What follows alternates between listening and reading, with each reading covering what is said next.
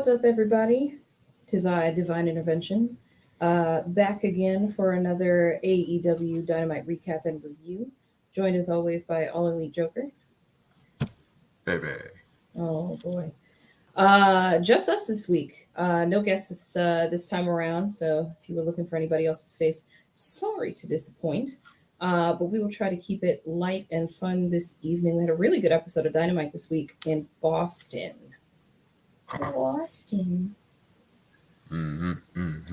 Alrighty, we'll jump straight into it.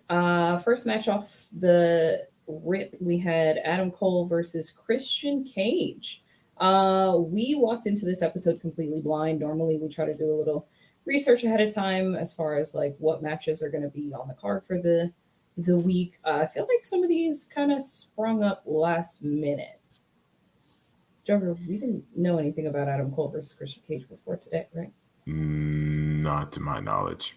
Yeah, there are a couple things that we did know about beforehand. Obviously, the match between FTR and the Young Bucks, they kind of talked about last week. I think there was one more thing that...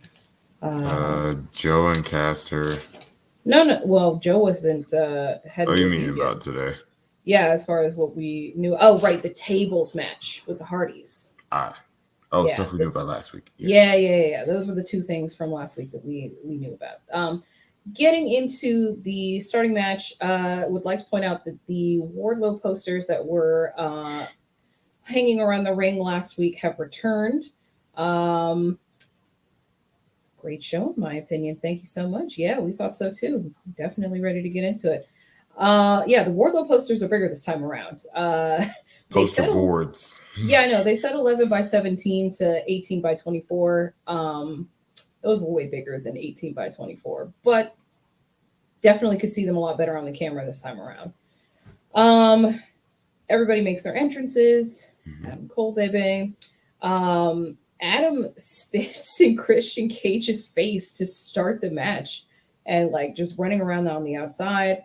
Honestly, this match was a sleeper, but the two of them are so great in the ring. And honestly, I thought they had really, really good chemistry. Oh, without a doubt. I mean, Christian has shown time and time again why he was such a valuable asset to this company. He looks amazing. And yeah, like every match he's in is slick a sleeper, but this one really, I feel like, set the tone for the show. And you had two guys, like you said, who are just absolutely amazing in the ring with whoever they're with. And so putting the two of them together, I didn't know I wanted to see this match, but I'm so glad that I did. It was really good. Like, it was a really good match. And like I said, I really feel like it set the tone for the rest of the show. I agree. Christian starting off pretty strong. He had this crazy leapfrog spot over the corner ring post to the outside, reversed a Panama Sunrise by getting the boots up.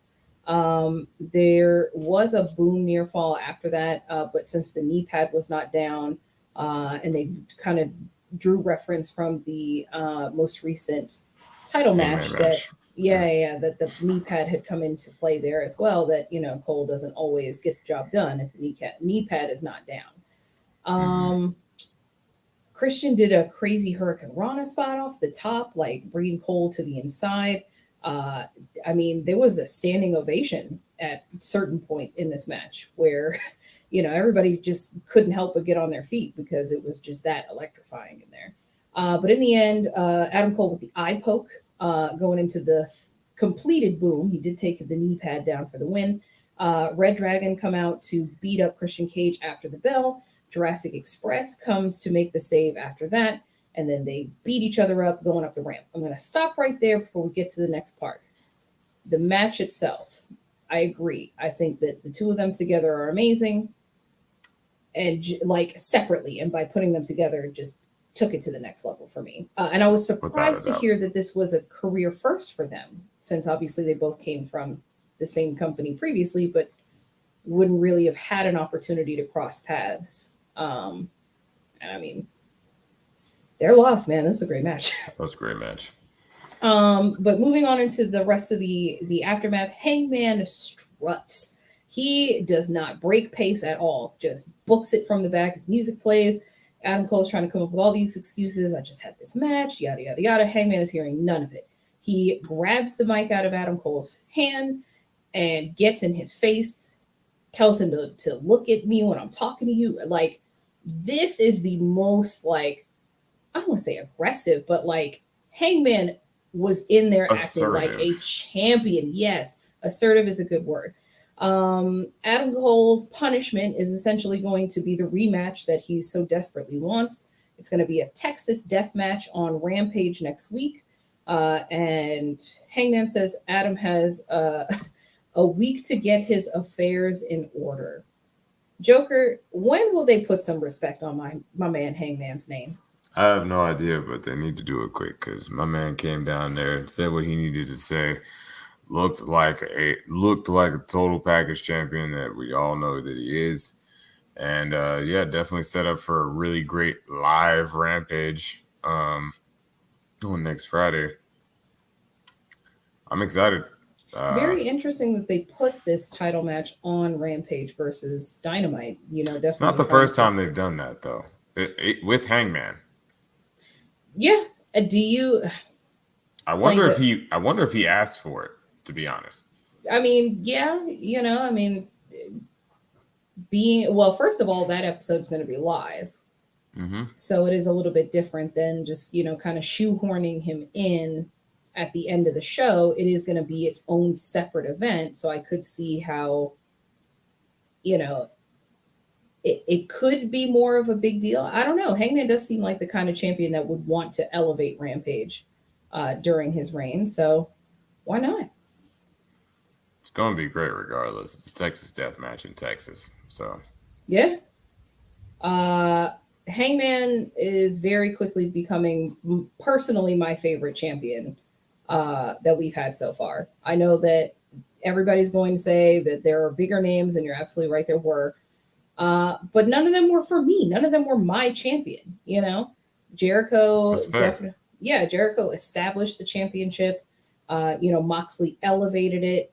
And Kenny then I don't know what Kenny did with the champ. I mean, it was there, but I also felt like it was more about Kenny than about the actual title itself. I feel like all of Kenny's reigns have really been like that, though. Like, Kenny makes it more so about himself, which is truly a testament to, how much of a star he is, and shows that he doesn't need a belt. Yeah. But it's also a little detrimental to the belt itself. Yeah, I mean, Mox will always, until proven otherwise, Mox will be my favorite champion. And I don't expect that to change. No, I mean, but, like you said, though, your champion has to be the champion for you, Hangman's that guy for you. I love Hangman as the champion. I've been very, I've praised him this entire time, and I'm glad that he's still the champion, because a lot of people thought he was going to be a transitional champion, and I'm glad that wasn't the case. But yeah, that man came out there with authority, said what he needed to say, and then was just done with it. Perfectly executed. Put some respect on my champion's name, man. Elvis saying he's a little disappointed with the episode this evening. Sorry to hear that, my friend. Stick with us, and maybe you'll be able to find some bright spots through it all. I'm not going to put up what you said about Jade Cargill. We won't talk about my wife like that. Wrong trios. Next match was Samoa Joseph making his AEW debut. For anybody who did not know, we watched the Ring of Honor Supercard last week on Friday. A lot of references to it made during the show this evening. And so Samoa Joe actually made his debut there after the main event to step in to save Jonathan Gresham. Yes. Against Jay Lethal and his counterpart. We're going to get to that a little bit in just a second. But yes, so Samoa Joe made his debut there. His All Elite banner was up, and this is his debut on Dynamite. Against Max Caster, who's going to be his opponent in the Owen Hart tournament. This is the first men's division. Is this the first? Was there one on Rampage? I think there was one on Rampage. I may be wrong. But regardless, the next match for the Owen Hart tournament. There was a brief promo package at the beginning of this that showed the Ring of Honor Supercard, in case you didn't see it, that showed Samoa Joe's debut. Max Caster then came out with his entrance and did the rap. Talked about Samoa Joe and the X Division. Talks about how Samoa Joe is injury prone, and capped it all off with when we were beating them in the ratings, he was their champ. We don't like to be super inflammatory here on the Dynamite recap and review, but Max Caster don't care. Facts are facts. Also, I loved the moments whilst Max was, doing his bit, and it was funny because like he'd make legit points, and Joe, the camera would pan back to Joe, and Joe would just be like, "Yeah, no, that's pretty accurate." Yeah, no, that did. Oh yeah, that was a good one. Yeah. And then I forget which one it was. He said something, and Joe looked at the crowd like, "Really? That one? All right, whatever." So good to see Samoa Joe back. Oh yes. I mean, actual Samoa Joe. The true Samoa Joe. I'll get to that later. The review is better than tonight's Dynamite. Thank you so much. We'd love to hear it. Who is the UPR champ? We would love to know. We would love to know. I thought that I was going to be able to come on here and be able to tell you good people who your new UPR champ is. Honestly, I thought it was going to be one of us. It could still be. They are still calculating the results, and as soon as we know something, we will make an official announcement. But best believe it is, if it is either one of us, you'll know. Moving on to the actual match itself, Joe looked amazing. Obviously, been training since his time away from WWE, and getting back into ring shape. I mean, at AEW, we don't pull punches around here, so got to be able to still hang with the youngins. But he looked amazing. Did a little ring dance. He definitely is really feeling himself, and I mean, who can blame him? He looks like a killer. He did a suicide dive to the outside. Bowens booked it. He left Caster to take that one on his own. That was hilarious. Hilarious. But this wasn't about the match. This was about the aftermath, which we will get into in a moment. But Joe's signature muscle buster has made a return. That is his finisher here in AEW. And he took the victory with a pretty devastating looking move. I know. Joker is touched. Truly touched to have Samoa Joe back on. I don't even know what you would call AEW, because I want to say the indie scene, but it feels like it's kind of that hybrid between the two. Like, it's got the main stage presence of obviously being on national television, but I mean, these are indie guys that are doing not serious, but like really hard hitting moves. I mean, there's certain shit that they do that is just banned in WWE. Those are facts. I mean, in all honesty, especially since WWE doesn't even acknowledge them as competition, at least publicly. Right. But in a way, they're not.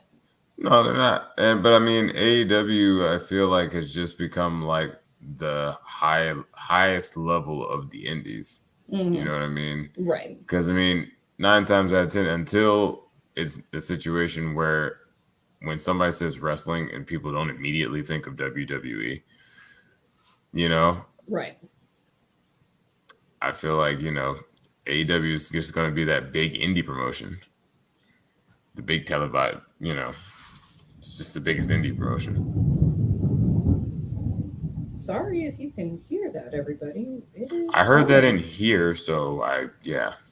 It is storming where we are, so fingers crossed that we do not lose any of you fine folks. If EC is in charge of tallying the results, it may take longer. Florida people count slow. There's a clip going around of me calling EC a dumbass, so I've wholeheartedly am there with you, Elvis.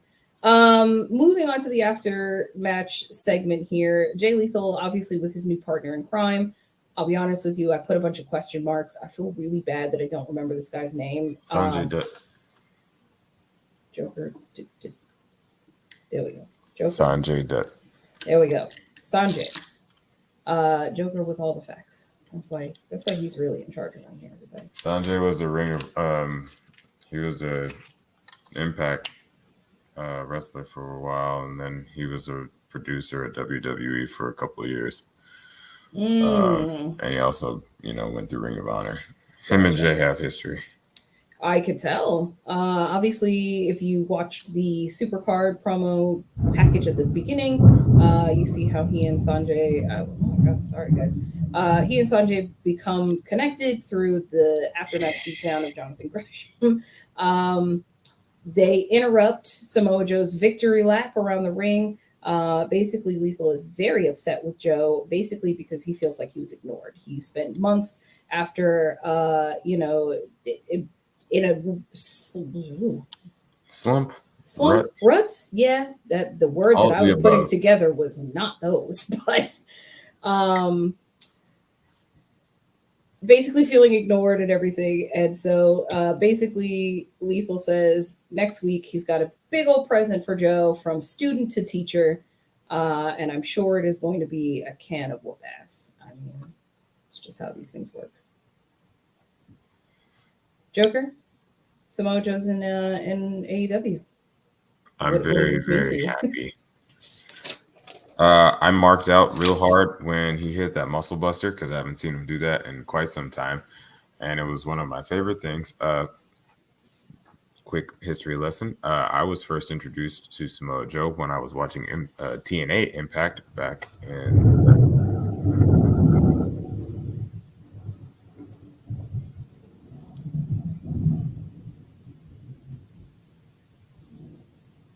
Cool. Back in the early 2000s. And yeah, that was his finisher. And it was one of the nastiest things. Like, up until that point, I not a whole lot of people did muscle busters that I knew of, like that. And the way Joe did it, it always looked magnificent. I showed Divine a couple of, some of his older ones. And it was just like, when I saw him setting up for it, like, I jumped off the couch. Like, I got so excited because I hadn't seen him pull out that move in so long. And I was just like, there it is. And it still looks disgusting. And I can't wait to see who else he does it to. And I feel like Joe, Max was not incorrect when he said Joe was injury prone. But, here's hoping that Joe stays nice and healthy and doesn't, get injured in any kind of way. And I could see Joe definitely being like a lot of the other, because we can classify Joe as a legend at this point. Mm-hmm. A lot of the other legends who have come in, at least the ones who do steady in-ring work, like you look at Christian, CM Punk, guys like them who have come back to a more full schedule. It's not nearly what WWE used to do, but it's still a pretty full schedule, and I can only see Joe getting better and better as time goes on with every match that he has. Mm-hmm. And Joe's not afraid of the ring, so I wouldn't be surprised to see him, on Dark, Rampage, and, Elevation even, possibly. For sure. And he already has commentary skills too. So, not to say that, God forbid anything were to happen, it's not like Joe would just disappear. Exactly. Like some other people who unfortunately have sustained injuries through the life of AEW. Could be on commentary. He could be a manager. He could, there's a lot of stuff that Joe could do. Right.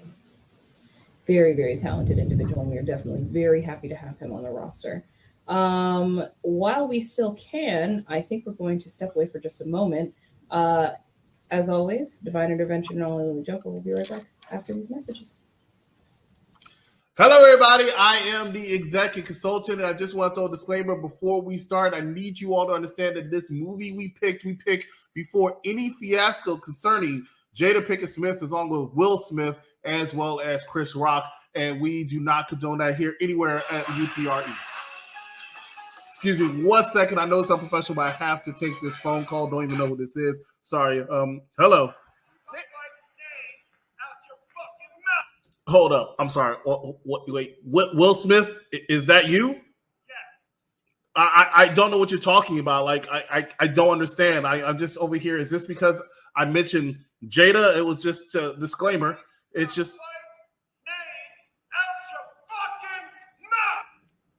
Oh, okay. All right. Well, okay. Oh, he hung up. All right. That man is sounds so serious. I am so sorry, ladies and gentlemen. This is totally out of left field, but we're just going to start the show. Mike, please take it away. Plot twist, I'm not Mike. Thank you, not Mike. Sorry, couldn't help it. All right, welcome back, everybody. We're going to keep this train rolling while the power's still on because this is like the spooky episode of Unpopular Review. So, and there wasn't even any House of Black. Disappointed. We'll talk about that in a minute. Yeah.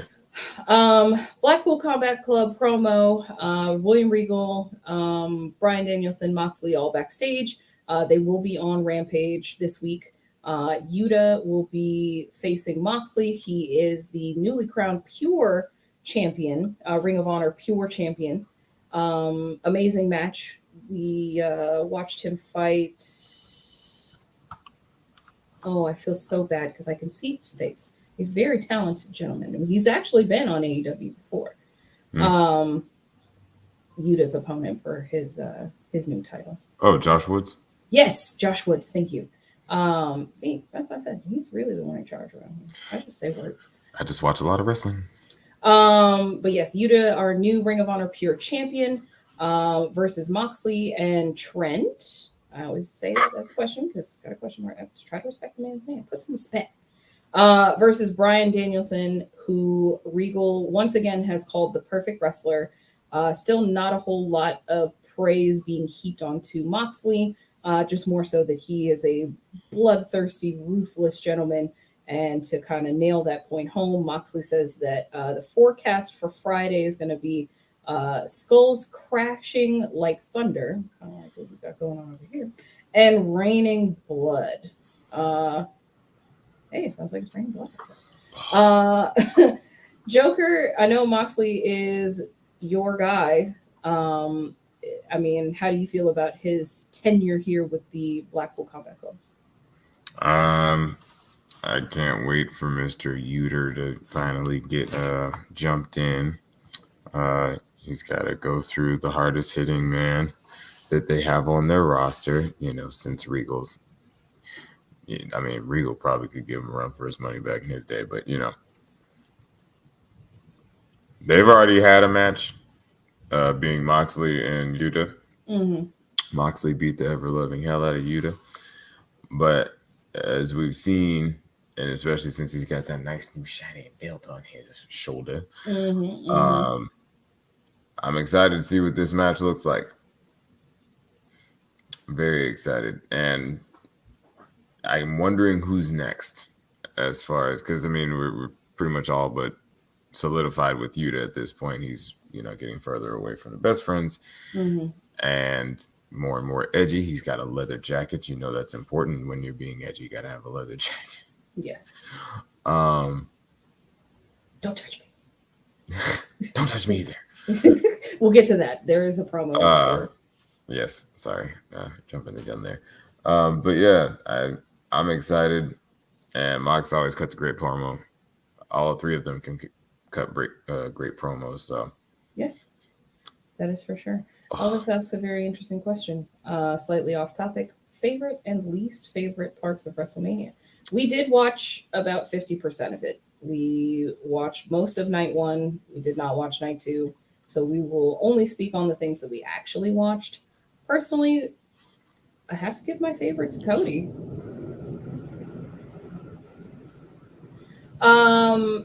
Have to give my favorite moment to Cody. Least favorite is probably going to be Rick Boogs' injury. Never like to see anybody get injured. Wishing him a safe and speedy recovery for his leg, I think it was. But yes. Favorite part for me, Cody versus Seth match. Least favorite part was the rest of it. Okay, moving on. I'm screaming. Oh, wait, and Stone Cold, of course, because Stone Cold. All right, and then the rest. I'm screaming.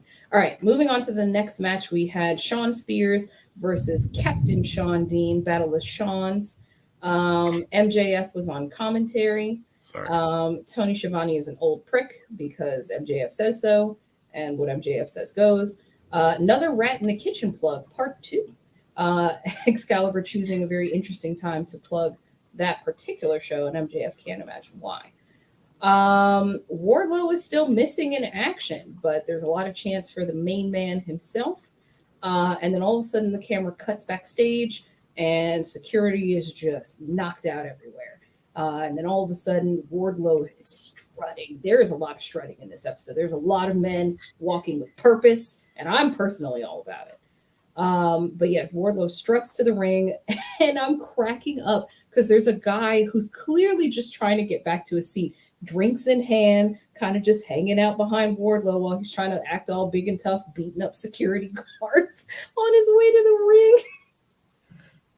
And homeboy's like, yeah, escort. Yeah. But anyway, security does end up stopping Wardlow at ringside for pretty much a repeat of what we saw last week. However, the difference this time is that Shawn Dean actually picks up the surprise win here against Spears, which now means that Shawn Dean not only has a victory over MJF, which he calls a fluke, and now one over Shawn Spears. Mm-hmm. So within time, Shawn Dean could be the only member of the AEW roster to have legitimately beaten every member of the Pinnacle. That's wild. Hey man, shout out to Shawn Dean. Out here doing big things. Oh yeah. The captain. Anyway, Spears is pissed. I mean, rightfully so. This is the second week now that MJF's problems with Wardlow have spilled into Pinnacle business.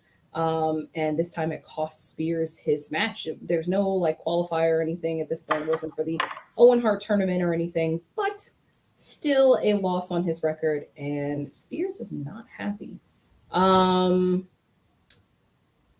so excited for Shawn Dean. I don't know how far this is going to carry him, but it is nice that he is within the nucleus of this storyline, and that they are moving forward with like not just leaving it that, oh, well, he was just a pawn, not a pawn, but a byproduct of CM Punk's feud with MJF and him trying to get one over on. Like, I'm really glad that they didn't just leave it at that.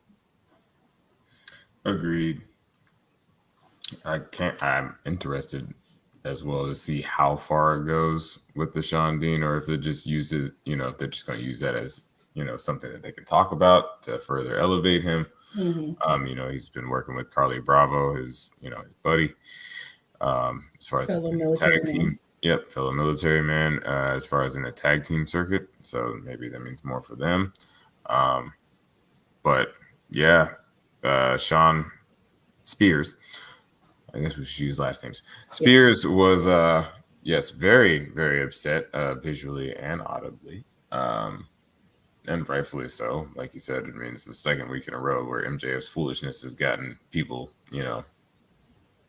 into the thick of it in their matches and caused Spears to lose. I thought Spears was going to go nuts on MJF for a moment because the way he was staring at him, but he got over it. Interested to see what the fallout is. Yeah, from what I understand, or not what I understand, but I mean, Spears is portrayed as somebody who's not quite wrapped too tight. So I could see him looking to haul off and hit his boss and then be like, oh, well, the bills won't pay themselves. Victor, good to see you as always. All is well. Hope all is well with you too. Indeed. Next, the fabled Best Friends promo backstage. Obviously, Best Friends, most of Best Friends, upset about Yuta, trying to distance himself from the Best Friends. Tony Schiavone is backstage with the whole team. And so Chucky T starts things off basically saying that they still all love Yuta and that he doesn't understand why he's trying to put so much distance between them, whatever he's trying to do. Makes a face. Yeah, Trent does make a face. But Yuta's still sleeping on their couch. What is it? What is so important that they can't achieve together? And Trent is very quick to step in and say, oh no, I do not love Wheeler Yuta. I actually think he is a scumbag piece of shit. And proceeds to then tell Yuta to watch what he does next week with Brian and to take some notes because, you know, maybe he might learn something. Obviously, recalling that Yuta did not win his match against Mr. Danielson. Hell of a match, though. Hell of a match. Hell of a match. And I think the one against Trent will also be very interesting. Hell of a match. It's funny because Trent is also the type of wrestler that I think could fit really well in that group. And when he first came back, I know a lot of people were calling for an edgier, more rugged version of Trent and for him to kind of break away from the best friends. So it could be an oddball, could be a whole Swerve Strickland out here. Mm-hmm. Essentially, Trent leaves with a shove, and Yuta, don't touch me. You don't touch me. He's feeling very sensitive, you guys. You need to respect our new Ring of Honor pure champion and his feelings. Mm-hmm. And his leather jacket. And yes, as we said, everybody needs a leather jacket. That's how you know you're on the path to being a badass. Sammy Guevara and Ty Conti were out during the commercial. His usual card, prompt card shtick. He did the commercial cards. She was out there. I'm gonna be honest, I didn't watch. I was eating dinner. I don't know what was said, and I really don't care. I know that this is all tying into the American Top Team stuff, I'm sure. Paige Van Zandt and, Men of the Year and all that. So I'm sure we will see something else from them. I also heard about the whole situation on Rampage with them beating up American Top Team's car with a sledgehammer. Oh, yeah, we didn't see Rampage because we were watching the Ring of Honor Supercard here. Yeah. So we kept up with the highlights, but didn't actually see. I'm very curious who we're supposed to be rooting for here because I know that Ty Conti and Sammy are supposed to be the baby faces in this role, but baby faces don't sledgehammer cars last time I checked. I don't know, man. Santana Ortiz busted up some serious people, and we've always cheered for them. See, but I feel like that's more believable to me. I don't see Sammy as the type of guy to go out and just smash up a car. Like that I'll give you.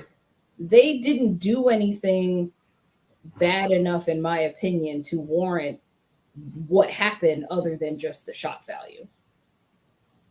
Like that's some shit that you do if they had laid hands on Ty and, he wanted to get a reaction out of them or whatever. And like, I didn't see a need for it. Obviously it happened on Rampage, did not happen on this episode of Dynamite. But I'm sure it was mentioned. If you care to see it, I'm sure it's on YouTube somewhere. Internet is a great, amazing place.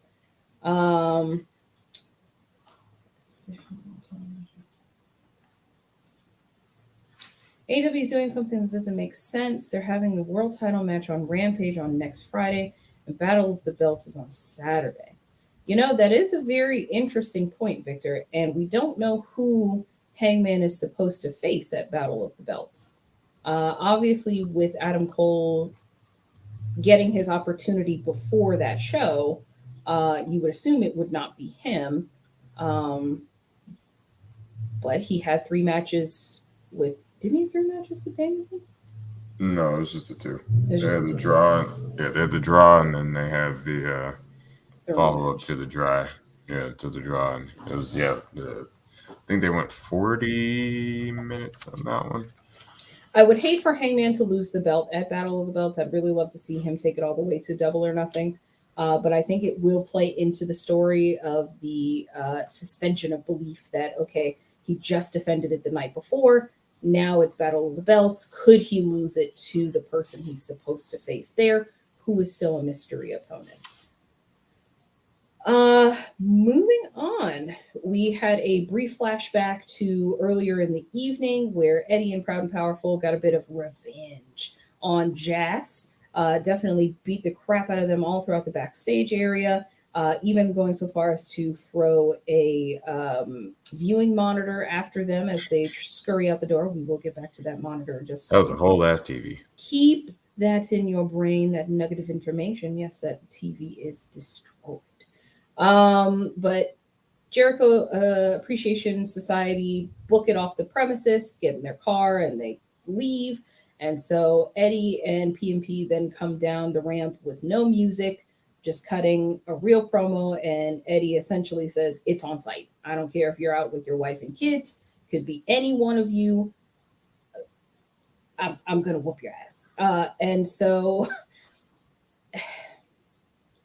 because this promo was more about impassioned, I'm going to just beat the crap out of you, it lacked a bit of finesse for me that usually comes along with Eddie's promos. And I don't know if maybe P&P was like kind of throwing it up because everybody got to say something, and then all of a sudden it was like, yeah, it's on site. Yeah, I'm gonna whoop your ass. But a 6-man, maybe? I don't know. If you show up, it's cool, but if not, it's on site. Like, okay, well, if it's on site, then you don't need a 6-man. That to me, like, it took me out of the element just a little bit. Joker, what were your thoughts on it? I didn't really read into it all that much like that. I'm a guy, so I'm used to guys getting hyped and just saying a bunch of crazy shit and before they about to fight somebody. I don't know. I know Eddie's your dude. I mean, I know there's like I said, for me, and just for me, it just reminds me of situations that I've been in with either myself or my friends, and yeah, just the overhype and the, whatever. We gonna whoop your ass, and then storming off.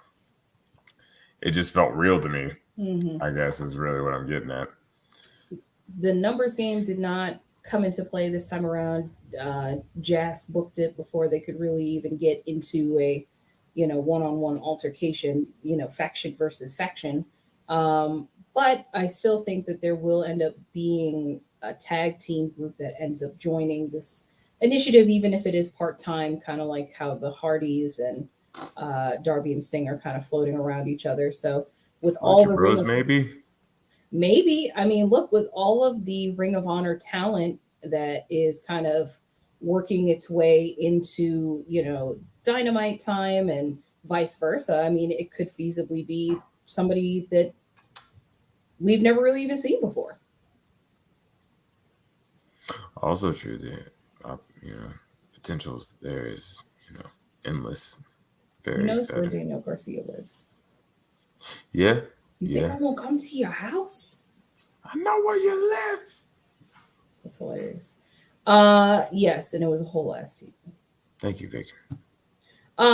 Next section after this was a Hook promo. Enough said. I mean, it was a highlight of everything that's kind of been going on in Hook's world over the past couple of weeks. Obviously, his win over QT Marshall, the certificate of achievement, and the subsequent aftermath after that.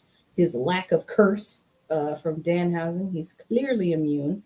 Always love to see Hook on my TV screen. I think he's going to be amazing. Keeping it moving. I know. Excuse me a moment. Elvis, I will suplex you. Like Eddie did to Jericho at the beginning of their match. All right, the end. Yeah. Continue. Gotta support one of my own. I'm from New York too, so. Anyway, next is the goddess herself, the TBS champ, Jade Cargill, cutting a promo at the top of the ramp with Tony Schiavone. Jade came out and told Tony to cut the shit. And honestly, I think that's probably going to be one of her new catchphrases. I'm here for it, at least with Tony. So, oh man, my voice just broke. Got the vapors over here. I'm sorry. Look, I don't know what you want me to tell you. Yeah, you have eyes. You can see. Should tell Liz about it. So she came out with these really cool glasses. Obviously, they were a commissioned piece. Very deep V area situation around the eyes. Said that bitch. Very cool. I'm all about it. Discussing her 30-0 against Marina Shafir. And essentially, Jade says she's tired of all these MMA losers coming into the wrestling industry. And Marina is known as the problem. Well, she's known as the problem solver. She also showed off her baddie section. It seems like this is something that is going to continue.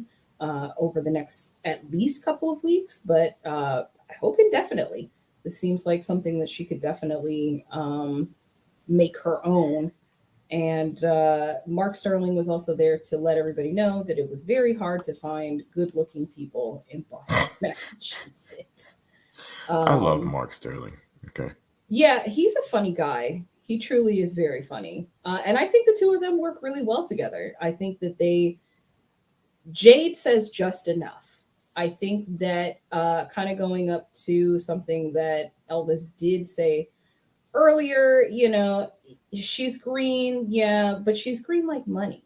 And I think that the two of them know where to cut it off, where Jade may be saying too much and Mark can step in with more of a finessed, end to a sentence or, to enhance what's going on. So 30-0 for Jade Cargo, TBS champ for life. Oh, yeah. Absolutely. I agree. Jade versus Jazz dream match. Who wins and why is it Jazz? If it's going to be on AEW television, Elvis, even Jazz when she was in her prime, Jazz is like 5'4", man, and like I'm just saying, Jade would like throw her like a javelin. Is all I'm saying. Not a javelin. I'm just saying. Not a javelin.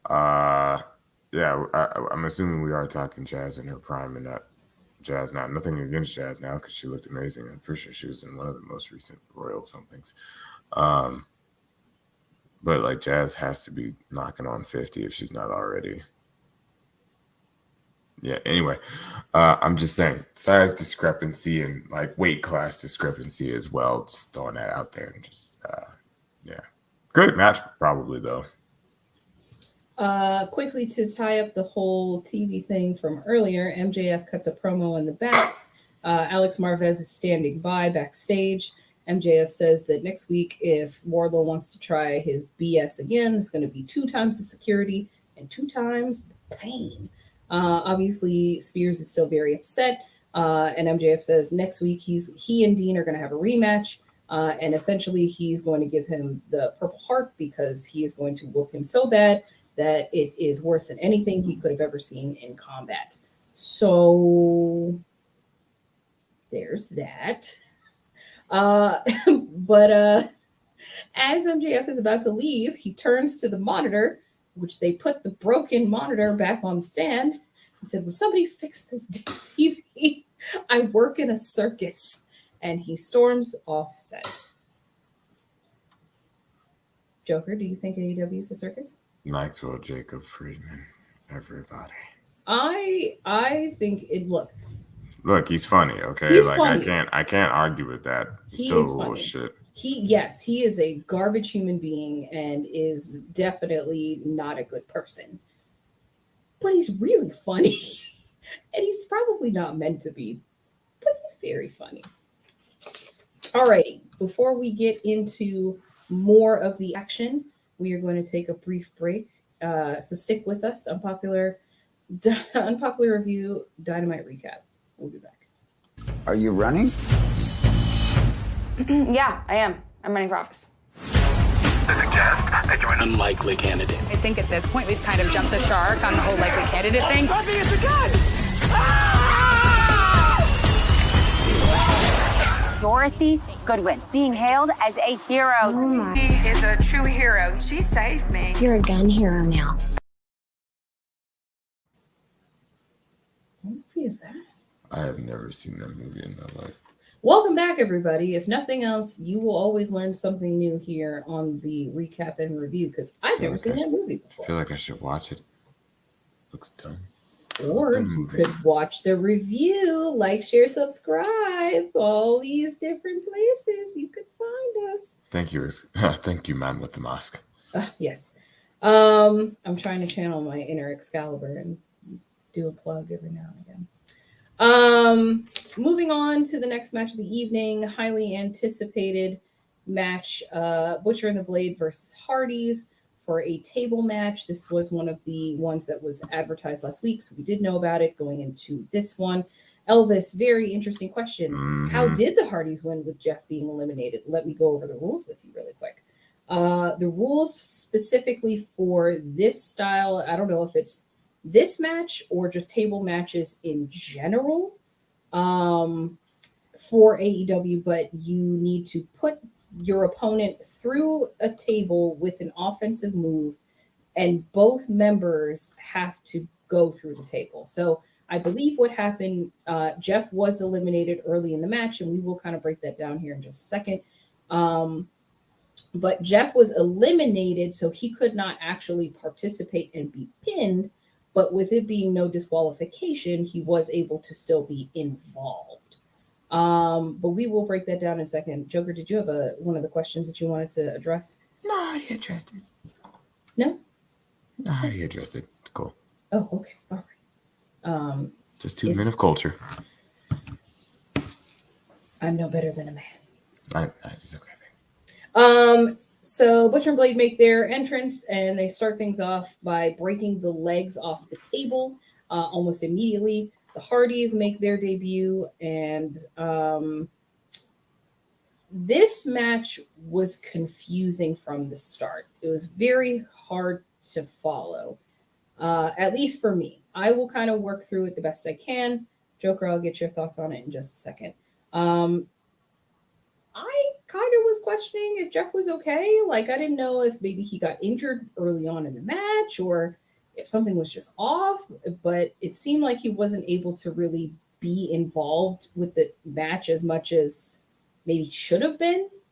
Matt did end up taking a lot of the brunt here, but essentially Jeff gets eliminated pretty early on by going through the table before the commercial break, and then Butcher was eliminated as we came back from commercial. It kind of went through the table as we were coming back. So those 2 members of each team were essentially disqualified, which left the Blade and Matt Hardy as the people who would need to do the pinning, or not the pinning, but whoever landed the next move, that's who wins.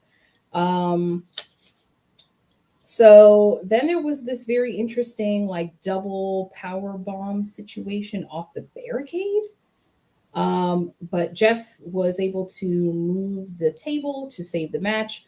It did leave Matt taking a pretty nasty fall on the outside, but at least the match was still going. I don't know. At some points, this match for me was kind of hard to watch because Matt and Jeff are old. They are old. And I don't think that they actually recognize that they're old yet.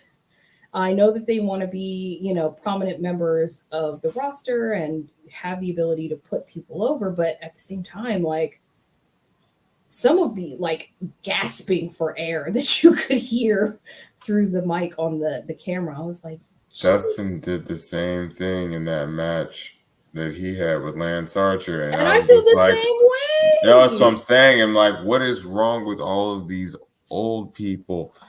Like, I appreciate everything that you do and everything that you have done. Mm-hmm. You don't have to take those bumps anymore, guys. You don't have to. Please preserve what bit of your bodies you have left, especially Matt and Jeff. Yeah, but especially those 2. Jeff heeding none of your words, and suddenly there was a very tall ladder on the side of... I'm gonna jump off that. Yes, Jeff Hardy every match. I was gonna say, I say new motto, but it is not new. He's just back to his old ways now that he actually is able to perform. And so last week it was off of the side of a wall, essentially. And now we've got a very tall ladder onto 2 tables side by side. Blade was laid out. Swanton bomb. Although I found it very interesting because in the confines of the match, yes, the Blade went through the table, but Jeff was eliminated. So my whole thing was, like, the point, like, the whole thing about his tables match, you're supposed to go through the table. Mm-hmm. Jeff never went through a table. Right. He landed on a table. Yeah, he landed on a table and the table went flat, but it didn't break, like, even at all. Like, it didn't crack. It didn't do anything. So, like, I was confused as if he were actually eliminated, because I remember in older matches where that had happened and it didn't count as an elimination because the table wasn't broken. Right. We did So- hear later in, like, almost toward the end of the match, Excalibur did specifically say that both Butcher and Jeff Hardy were technically eliminated. Yeah, I know, but I'm just saying, like, from the context of whilst we were watching the match, I was so confused until they said that, and then I was like, okay, and then the thing happened, and I was like, okay, again, I guess. I don't know. Yeah, the continuity wasn't there, but I think at the end of the day, look, I want to be forgiving because it's the Hardys, and obviously cutting them some slack coming off of a long stint of not being able to perform together and do what they love and give back to the wrestling community. I don't know how many more of these I personally need to see. And nothing against B&B, but I don't feel like B&B is one of the tag teams that can really have one of these matches that they want to have with the Hardys and it not come out looking like this. Because honestly, like while B&B are great, they don't have chemistry with everybody. Right. Like some of the other tag teams, the Bucks have a match with anybody. FTR can have a match with anybody. Red Dragon can have a match with anybody. The Lucha Brothers can have a match with pretty much anybody. There's so many the Acclaimed can have a match with pretty much anybody. Right. There's a lot of tag teams that can have a match with the Hardys, I feel like, and it would still come across as amazing. But Butcher and Blade aren't that tag team. And they're not that tag team for a lot of people, not just the Hardys. Yeah. After all of this, Andrade did interrupt the victory and came down with the rest of the AHFO, Jose, the Bunny, and Private Party. Sting made an appearance to even out the odds. He had the bat behind him. No Darby this time around, but just making note of obviously the match he had with Andrade. Hopefully taking some time off to rest his weary bones, for Darby Allin is quite the daredevil, and with his lifestyle does not take any medication after these insane matches. So take all the time you need, sir. But on their way out, obviously Sting looking to take the head off the snake, and Andrade pulls the Bunny in front of him as a shield, and slowly they back away to the entrance, and that is the end of this particular segment. Battle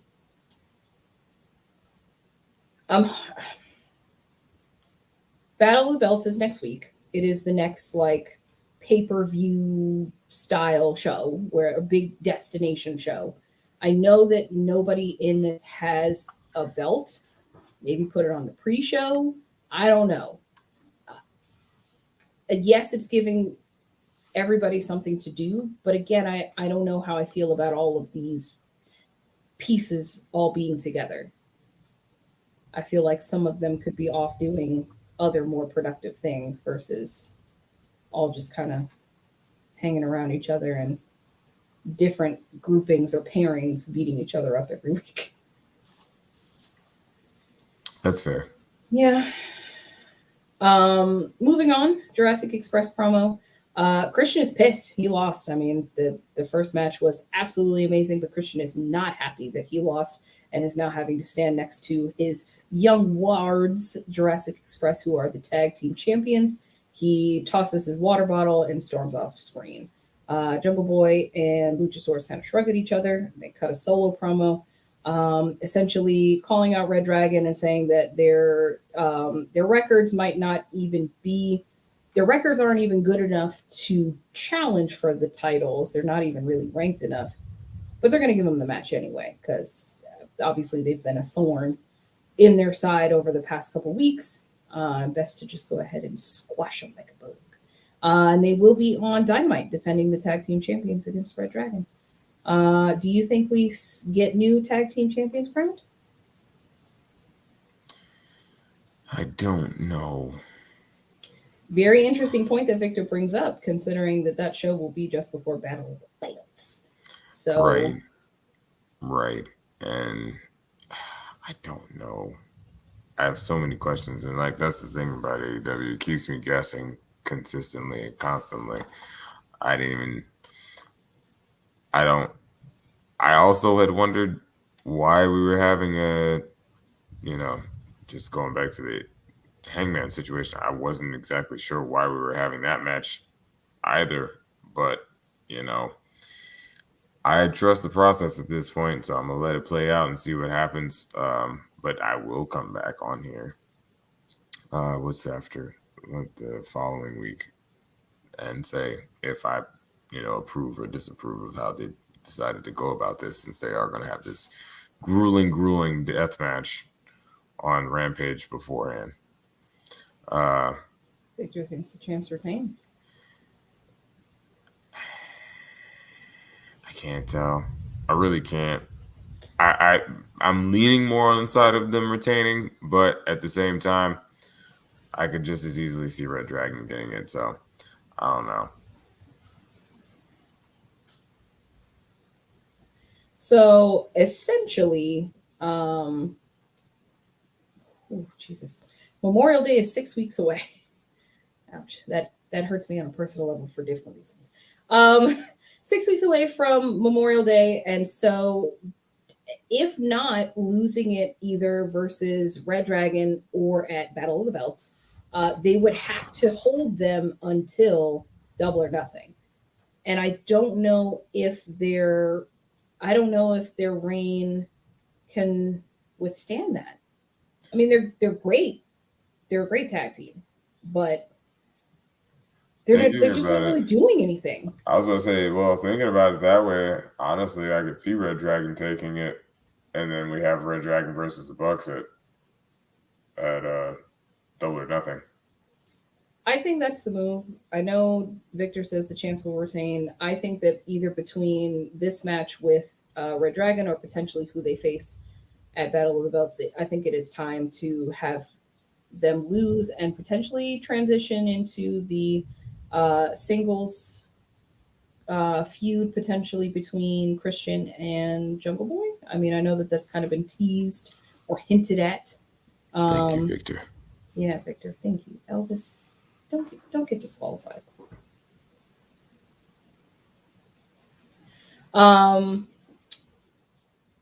So yeah, I think that their days are numbered, unfortunately, as much as I like Jurassic Express. But I don't think that losing the belts hurts them. They're still a crowd favorite. They will still come out on, Dark and Rampage and get cheered.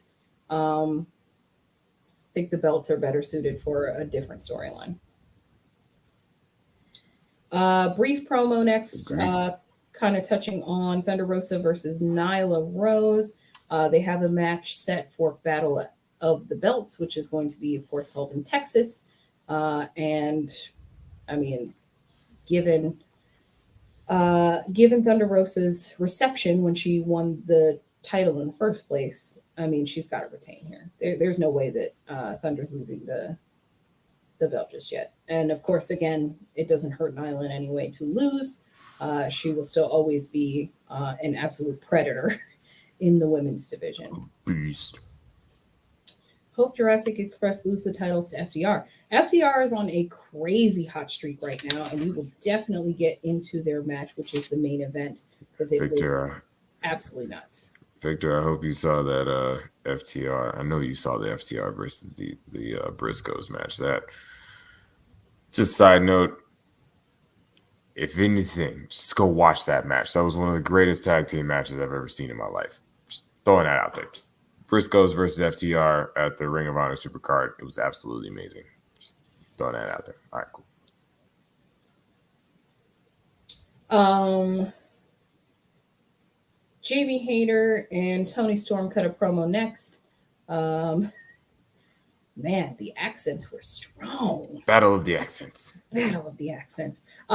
Essentially, both women having qualified from their matches in the Owen Hart tournament on the women's side. And basically both of them just wanting to really face each other. Tony Schiavone was in the back with both ladies and thanked them ahead of time for no physicality. I like that they are addressing this in promos now, that, it's not just, there's a magical glass wall that, I can't touch you because we're on screen. Like, no, if you're on camera and you're here to conduct an interview, like, let's try not to have any kind of physicality. I'm glad that they are finally addressing that. But Tony Storm, not Giovanni, sticks her hand out to shake Jamie Hayter's and says, well, I want to be nice friend. Jamie Hayter slaps her hand, and then the accent started. And then the accent started. Oh, you want from me? That's what Yeah, happened. they did. They did. I'm sure that the two of these fine athletes will face each other in the tournament. They would not have put this out there if they were not set to cross paths, at least at some point. I'm sure they will continue to tear through the rest of the brackets, maybe even a semifinal match. I think could be pretty interesting little feud there. The Acclaim need to be the new AEW champs. I don't know how we get them there, but I'm inclined to agree. I think they'd make some pretty good champions. Oh my God, could you imagine how obnoxious they would be? They're already very obnoxious. They'd be so much more obnoxious with title belts. Yeah, they would. It'd be so great. They would. Victor got an opportunity to be there live and in person. Man. Heart, epicenter of all the action. Very I'm man. very jealous, sir. I hope you enjoyed it. I was going to say, I know there were some other UPR reps in the crowd as well during Mania weekend. I don't know if they caught any of the other action going on in Texas during that weekend, but I know it was an absolute hotbed of great wrestling talent. So very, very cool that you got to be there. We hope to check it off our bucket list one day. WrestleCon one day. One day. After that, a lot of women's segments this evening. I will say that I am very happy to see that they are moving toward a lot more inclusion of, women's wrestling in all aspects, not just matches, but promos, backstage interviews, like do it all. If you're doing it for the dudes, let's do it for the ladies.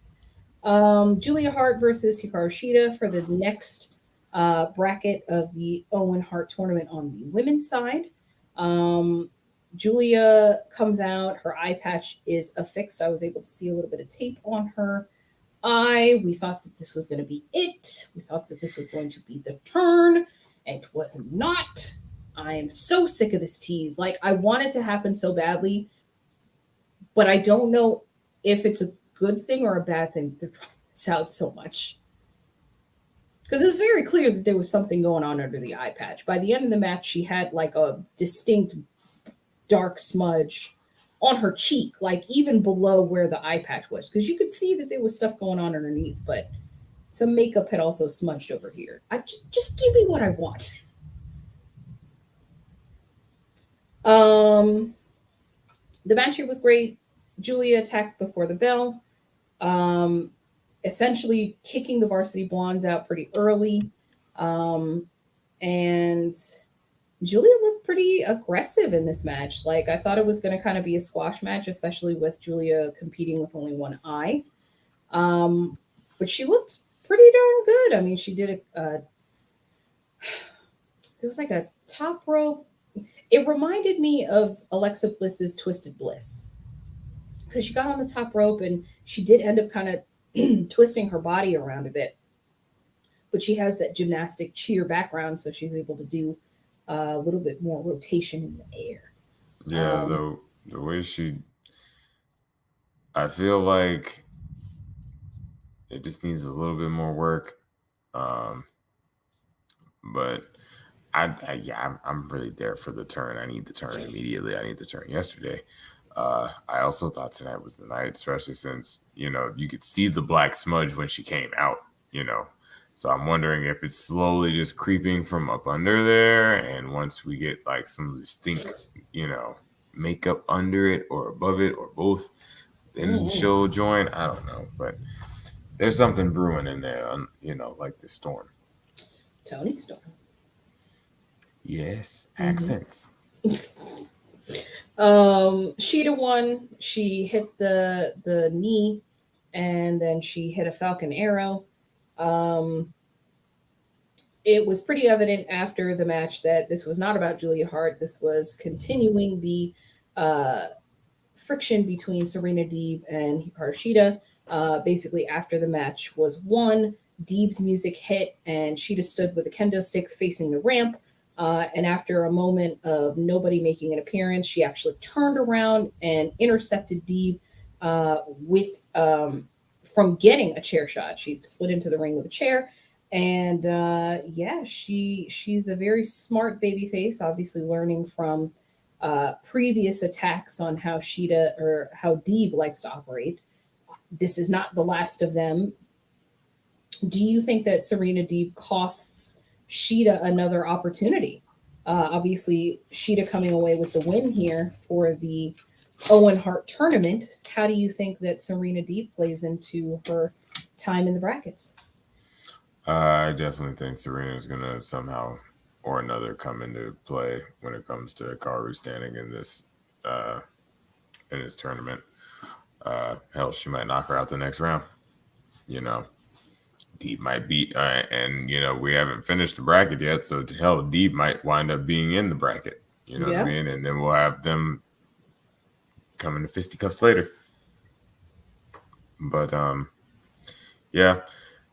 these two have had a really good rivalry, and it's a very consistent rivalry, and I'll watch those two go at it time and time again because they have amazing ring chemistry, and they have yet to have a bad match. So, right. Can't wait to see what's up. Indeed. And it's also good to see Deeb back. They're back in Texas next week. Fingers crossed, brother. Fingers crossed. Texas. Fingers crossed. All is not lost. We shall wait and see.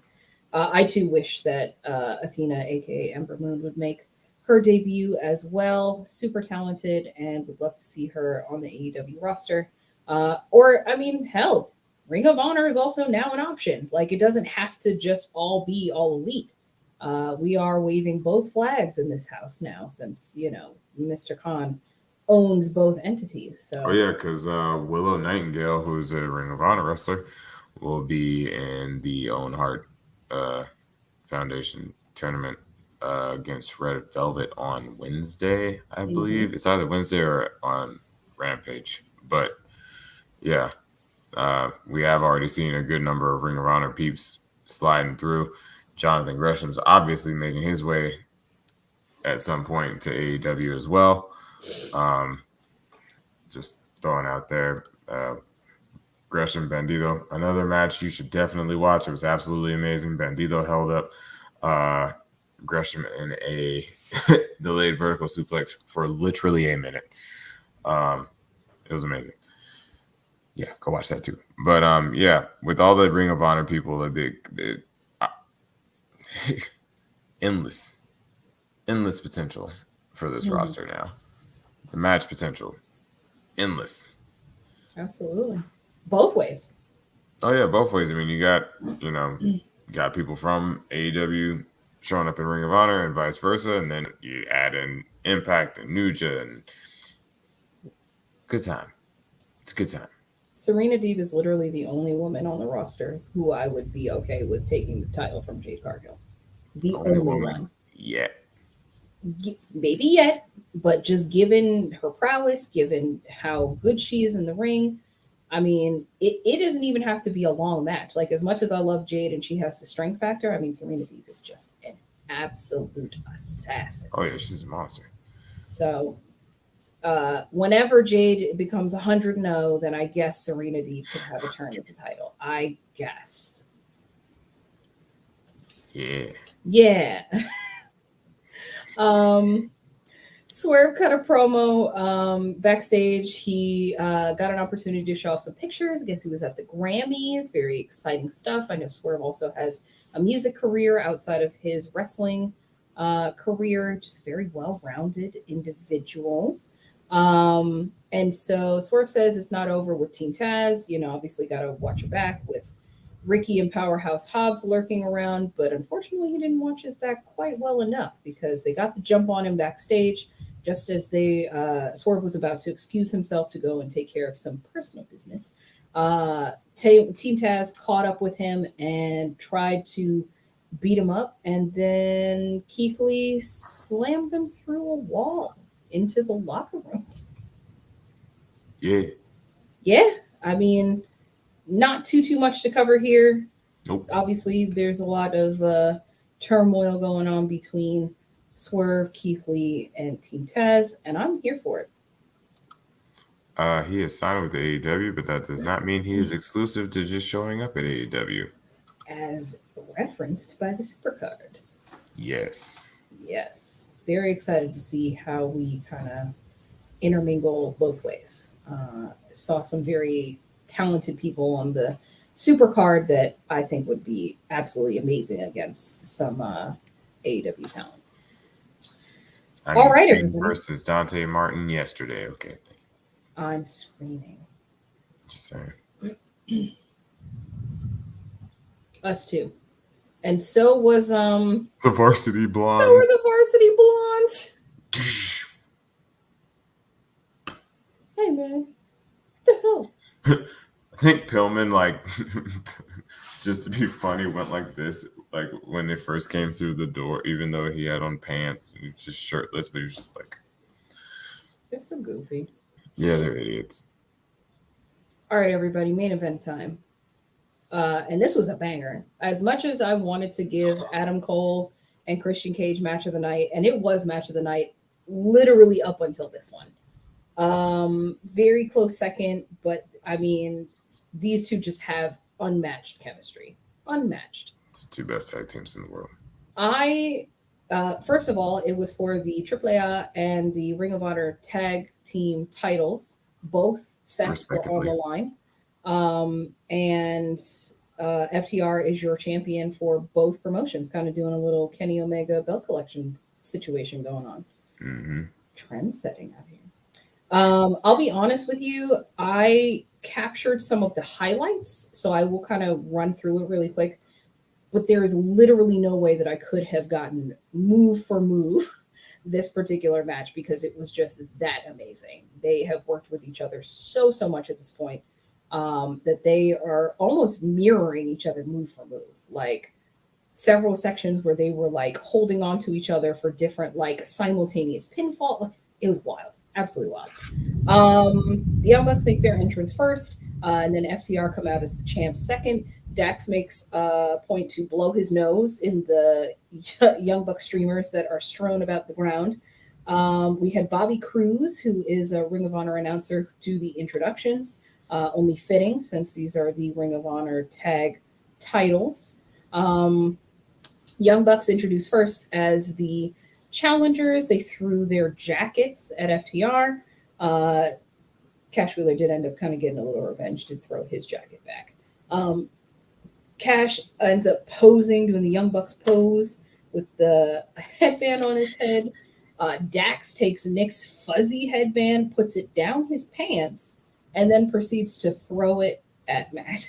There's a lot of wrestling going on in between all this. I'm just gonna remind you guys, very much amazing wrestling, but I couldn't get it all move for move. Stereo sharpshooters at one point. The Young Bucks did an excellent job of cutting the ring in half for a large part of this match, isolating Cash Wheeler until Dax was able to get the hot tag. The announce team did make sure to mention that FTR is obviously taped up. They've had a very busy week between their fight last week on Dynamite with the Ass Boys. Then on Friday with the Ring of Honor Supercard and winning the tag team titles there. And then, of course, now back on Wednesday against Young Bucks for FTR Young Bucks 2. So very, very busy week for them. I think Young Bucks did also do something at some point this week. They showed up at the Supercard. They're not as cool as FTR, at least not right now. No. FTR are on the streak of their life right now. Like they are just very, very hot right now. So Dax comes in with a hot tag. He's beating the crap out of everybody. The big rig is countered with a low blow. And we had a series of near falls here. The Young Bucks hit the big rig and get a near fall. The more bang for your buck into a moonsault is a near fall. The Young Bucks then hit, I think it was Dax, with the belt to try to sneak a victory. That was a near Cash. fall. Oh, was it Cash? Yeah, it was Cash. Okay. So Cash gets hit with the belt for a near fall there. Then the Young Bucks hit the BTE trigger, and just as Knox was counting 3, Cash gets his foot onto the ropes, and they do manage to catch it in time. That is another near fall. So that's like 4 or 5 back to back. But in the end, FTR are poised to hit their version of the BTE trigger. Matt spits blood in Dax's face. They pull the BTE trigger. They do the face kiss that they normally do on Adam Cole.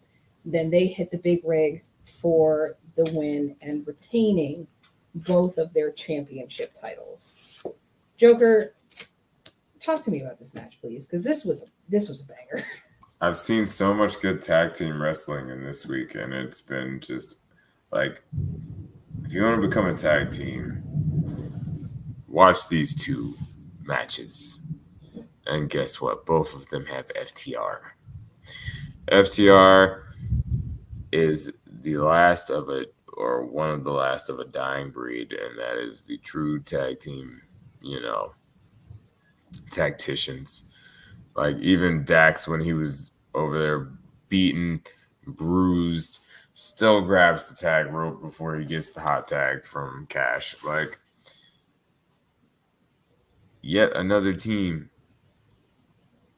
that can just have a great match with anybody. And you take the Young Bucks and FTR, which arguably are the 2 best tag teams in the world, which is why there was such a petition for them to fight each other for so long. But, FTR being in the other place.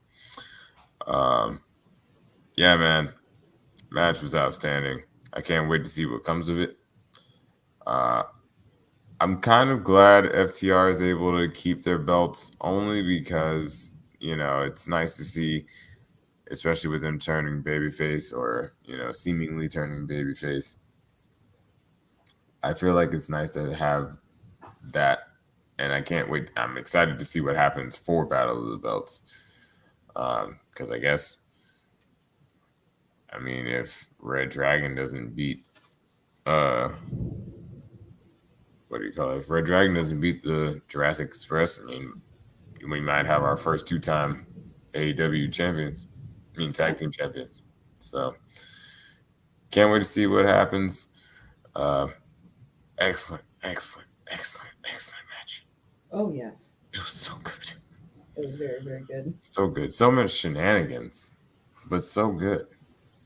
Yeah, my hand would have literally fallen off if I had written down every single thing that happened. I highly recommend, just like some of the other matches we recommended from the Supercard, if you do not watch anything else from this episode, just go and watch this match. It's definitely worth your time if you like tag team wrestling. Victor saying that he wished that the Bucks would have won since FTR beat them boys, the Briscoes.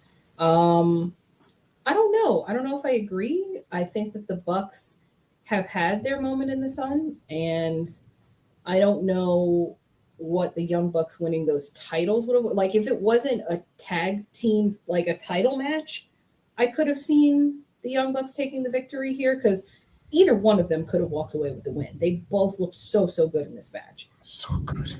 But with both sets of titles being on the line, I think it is time for FTR to shine, and they've got to look strong. So, plus, didn't the Young Bucks win the last match that they had together?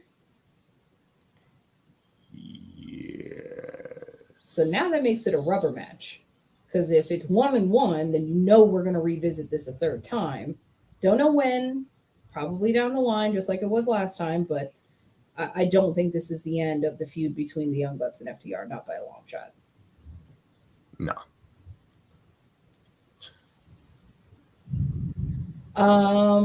Let's see. I want Willow in AEW. Well, guess what?